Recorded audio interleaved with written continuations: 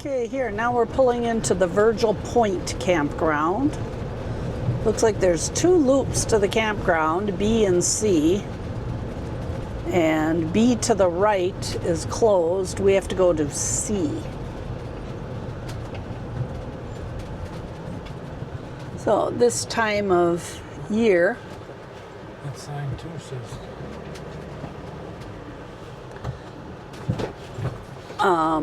This time of year, there's nobody really at the gatehouses.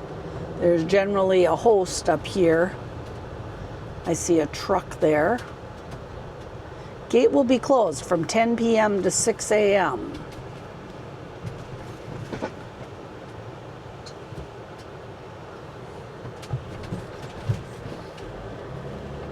So this is what they furnish their hosts with, a covered carport and sewer and water.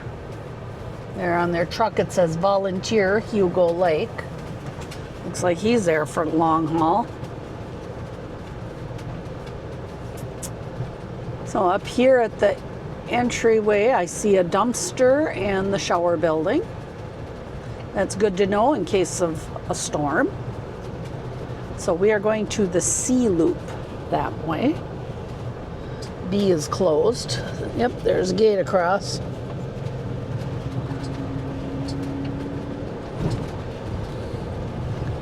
We'll see what we can see, but there's another option. There's Rattan Landing on the north side of the lake, way up on a channel, not actually out on the shore of the lake. That may not be as windy.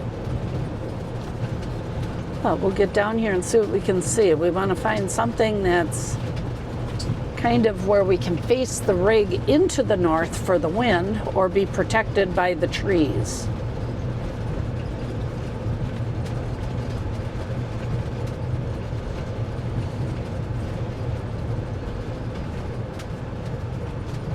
So it looks like a one-way loop here.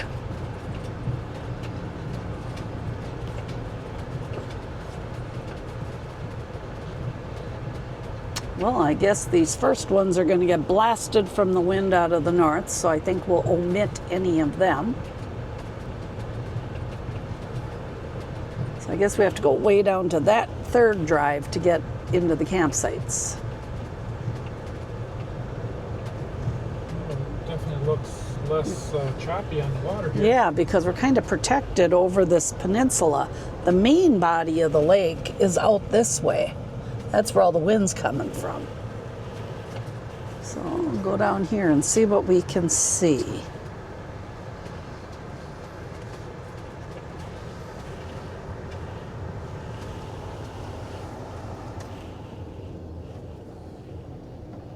Okay, there's these two sites. Okay, where are we at here? C1 and C1 is reserved. 2 and 3 are available. Let's see, I think I have my eyes on C8, if that works out, because that's available for a whole week. So let's get down here and look for C8. Definitely less windy here. I think we're going to like this a lot better.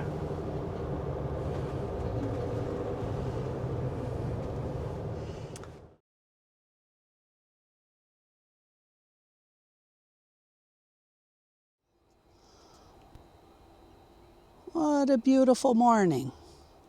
We are at Rattan Landing, and this is a channel here that's cut through of the Kiamichi River that goes down to Hugo Lake. We came up here. This is the north side of Hugo Lake, way up into the woods to get out of the wind. And the winds died down this morning, but it was pretty ferocious last night. It said 20 to 25 miles per hour gusts. But it was battering us around quite a bit. So we came here, and there's, I think, about 17 or 18 sites maybe less than that. And there's absolutely nobody here. We had our choice of campsites. So there's a big open area in the middle, and all the campsites are along the river. Electric and water. And now we're going to head over to Lake Texoma, and there's about 4 or 5 Corps of Engineer campgrounds over there. So as soon as we pull in our slides, we'll be ready to roll. We've already made breakfast and perked our coffee, so I think it's time to get a move on. Old doggy, are you ready to pull in a slide? Or do you want to go play in your playpen? Go on, go get in your playpen. Hurry up. Come on, jump. Let's see, where's your ball? Come on, jump. Is your ball back there? Go look. I don't know where your ball is. There it is. Okay. Here we go. You give it here. When we pull forward the mattress and fold it in half on its hinge, it creates a big open space back here before the slide comes in. And that is Nick's playpen. Okay, send it here. Got it. Here, come on, grungy soccer ball. Let's go. And up he goes. That's quite a ways to go up there. It's probably about 4 feet. You're a goof. Hey, want to go for a ride today?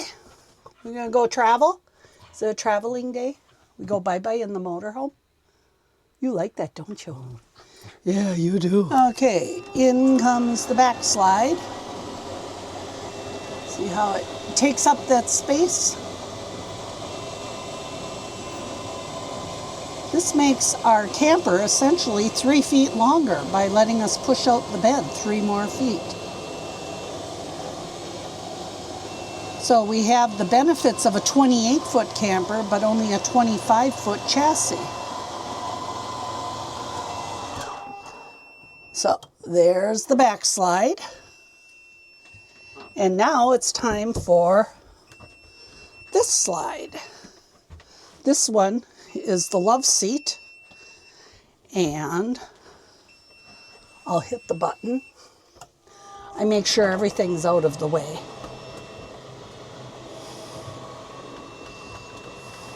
Jump, Nick. No? He usually jumps up there and rides. Okay, the slide's coming in. And this is a little computer table. I found that if I clip a towel onto the corner, it doesn't possibly bounce over and gouge the wall there. And then we bungee cord this to the seat belt that is right here, so it doesn't slide around.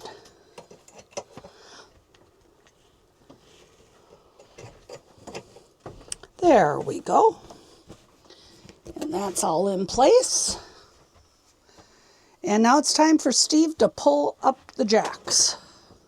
These are the Bigfoot levelers we put on last fall down in Lower Michigan. And now the leveler jacks retract. Nick doesn't like them, do you, Nick? Okay, I have just a few more things to put away on the countertop here. I made one more mug of coffee for my traveling mug. Here's Steve's mug. Here's mine. Is it done? Yep. There we go. Good morning. Good morning. We're at Rattan Landing, next to a little river. Well, it's a nice sized river. Yeah, it's the Kiamichi River. Yeah. I guess it's kind of a channel. It's dug kind of straight. I think it helps with their flowage down to Hugo Lake. Okay. Or Lake Hugo. Maybe that's the river that goes in there, huh? So, beautiful sunshiny day, blue sky. And mainly, the wind died down. The wind died down, yeah. I wanted to explain just a little bit. Last night when we pulled in here, because we still had 5 nights left down at the other campground on our reservation, we went online to cancel that one. And usually with the Corps of Engineer campgrounds, you can cancel them. And that one wouldn't let me. And I tried and tried on the website because we wanted to rent this site here. And with our senior access pass from America the Beautiful, it wouldn't give us the discount here because we're still tied up over there. So I called recreation.gov, and the gal there looked up that particular campground we were at down at Hugo Lake, and she said, oh, their concessionaire run. You have to have their campground site manager approve a refund and release the last 5 days off your America the Beautiful card. So we're still waiting. We put in the request. The gal on recreation.gov helped us. But until somebody down there opens up a computer, and when we were there, there was nobody around, we had to pay full price last night here. We didn't get the half price. So it was 18 instead of 9. Now we're going on over to Lake Texoma, and there's about 5 or 6 Corps of Engineer campgrounds over there around the edges. We don't know if we're going to get the half price or not because our reservation is still tied up with that number from our pass. Until they release it, I think we have to continue to pay full price for a little while. Oh. So we'll see what happens. Maybe during our driving from here to there, it's about 1.5 hours, 2 hours. Yeah. Something like that. Maybe by then somebody will take a look at it. But in the meantime, we're all ready to go. I filmed the pulling in of the slides when you were outside. Okay. Steve always stands outside when the slides are coming in, and he watches the retracting awning covers on the slides, the slide toppers. Yeah, make sure that they're recoiling correctly, otherwise you could have a problem. Yes, and he also makes sure that the slide comes in evenly on both sides and that the rubber flange seal around the edge correctly seats itself. Yeah. So he's outside doing that. When I was inside filming, all I get to do is push the button. Yeah. No, I look around, make sure nothing gets tangled. Yep, you gotta make sure there's certain dog toys that aren't under things. Yes, we have to make sure the dog toys aren't in there. And, you know, some people lose children and animals and things like that in their slides. My brother just lost his cat for a while, couldn't find it anywhere. They had folded open their fold-out couch. Somehow the cat had snuck in there, and then they had put away the couch and the cat was still in there. And they spent a while looking for it. Yeah. But luckily they weren't traveling that day, so it's not like they drove down the road while the cat was trapped. Yep. So I suppose we're ready to fire it up, huh? Yeah, I guess so. Okay, it's a travel day.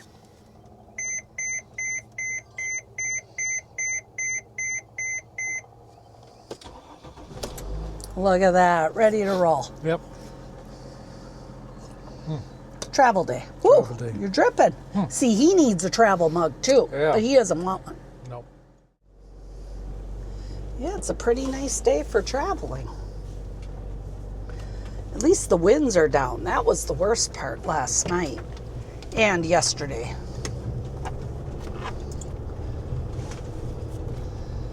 This is a pretty little park.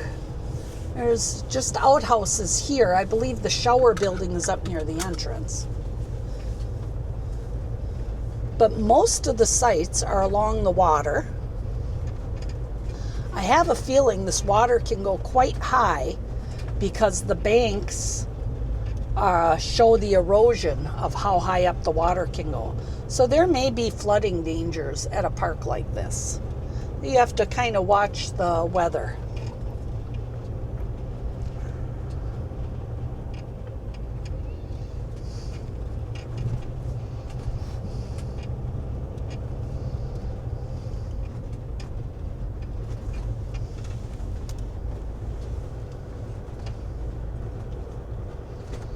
Nice thick woods down here.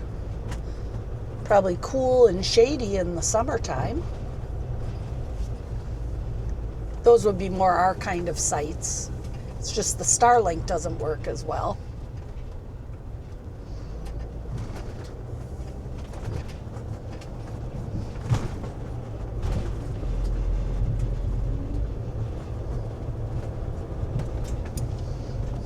So what's our fuel at there, dear? 3/4 of a tank. Okay. Yes, fuel prices shot up this week. We're not going to get political here, but we're not happy about it. Especially diesel. Many places we heard it's about $5 a gallon. So we're at 3/4 of a tank yet, so we'll be okay for our next leg of our journey. But after that, we're going to have to fill up again.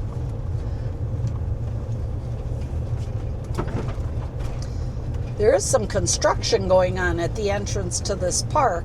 We thought we would wake up to dump trucks and heavy equipment operating, but so far it's been quiet.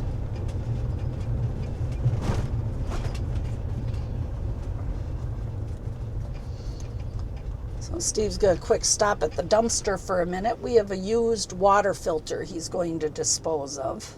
And get ready to roll again. Yeah, we filter our water coming into the motorhome when we fill our holding tank. And also any of our drinking water gets either filtered through our Lifestraw water pitcher or our Lifestraw drinking bottles that we sometimes have in our pictures. And we also buy bottled water if we need to, especially if we're at a campground where it's well water and you don't quite know the contents. Even for the doggy woggy down here, he gets bottled water. And that way we're sure that at least he's getting somewhat safe.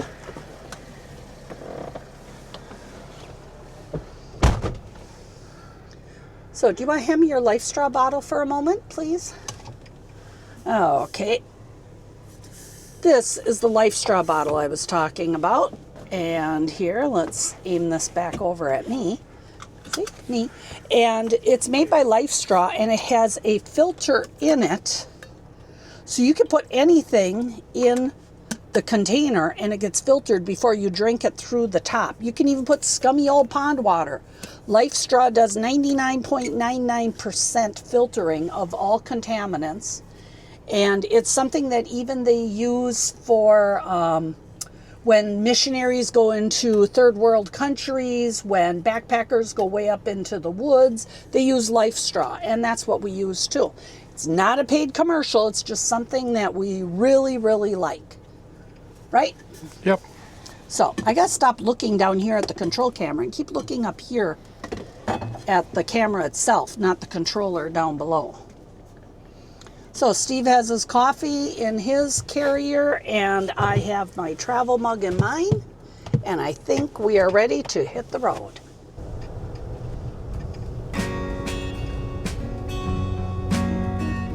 Ooh, that looks like a pretty deep hole right there. Go through it slowly.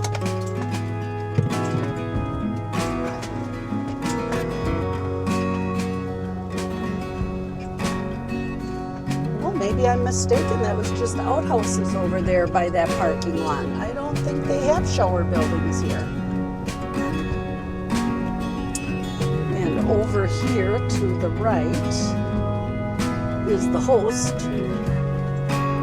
I see a vehicle there now. There was nobody here when we first came.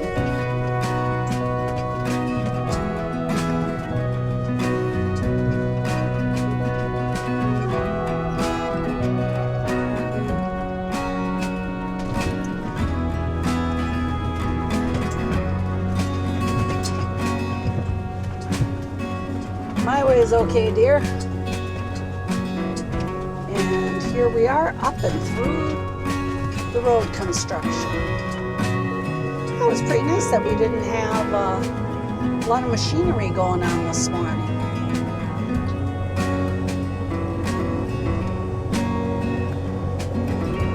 Looks like they're just working on this bridge. That's about it for construction.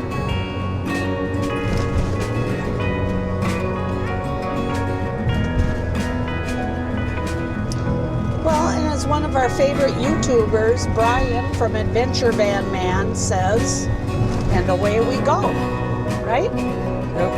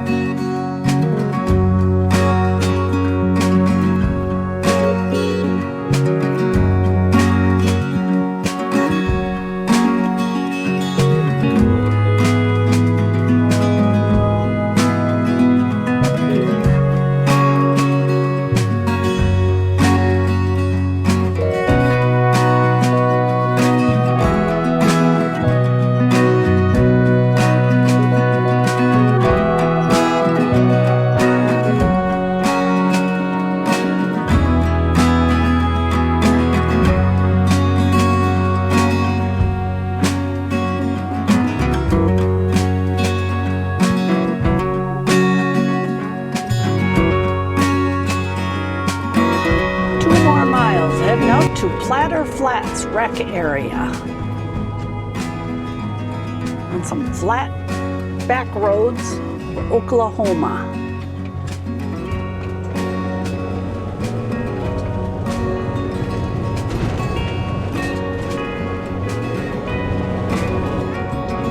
There's a bighorn, a couple of them there.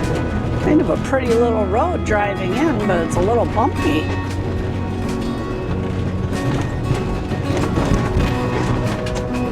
It's been patched up a few times, eh, Steve? So